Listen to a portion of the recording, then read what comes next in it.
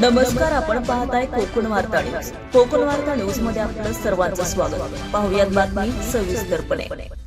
मुरुड आगारातील बस सेवा नियमित, सुरक्षित आणि सक्षम करावी, तसेच मुरुड तालुक्यातील नागरिक, विद्यार्थी, महिला आणि ज्येष्ठ नागरिकांच्या विविध समस्या तातडीने सोडवाव्यात, या मागण्यांसाठी देवा ग्रुप फाउंडेशन मुरुड जंजिरा यांच्या वतीने आमरण उपोषण करण्यात येणार आहे.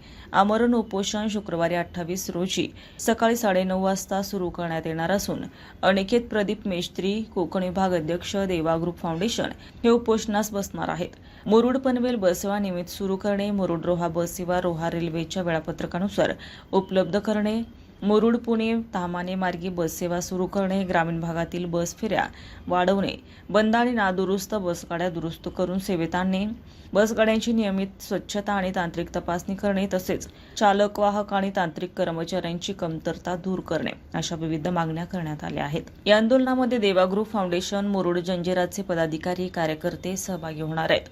यामध्ये अध्यक्ष मनोहर शंकर गुरव, उपाध्यक्ष नरेश वसंत कर्णिक, कार्याध्यक्ष महेश भगत, सचिव रुपेश चामकर, संघटक भावेश शहा, तसेच सदस्यामध्ये विजय पाटील, प्रवीण वैकर, गजानन गानार, कुणाल जैन, रुपेश राणीके, समीर दुनीन भटके, नरेंद्र सिंह, अमोल खोतले, मिलिंद भाटी, अनिल गुरव, रुपेश पाटील पदाधिकारी उपस्थित राहणार आहेत. रिपोर्ट कोकण वार्ता न्यूज मुरुड. ताज्या बातम्या आणि नवनवीन घडामोडी पाहण्यासाठी आजच आमच्या कोकण वार्ता न्यूज चॅनलला लाईक करा, सबस्क्राईब करा आणि बेल आयकॉन प्रेस करा आणि पाहत रहा कोकण वार्ता न्यूज.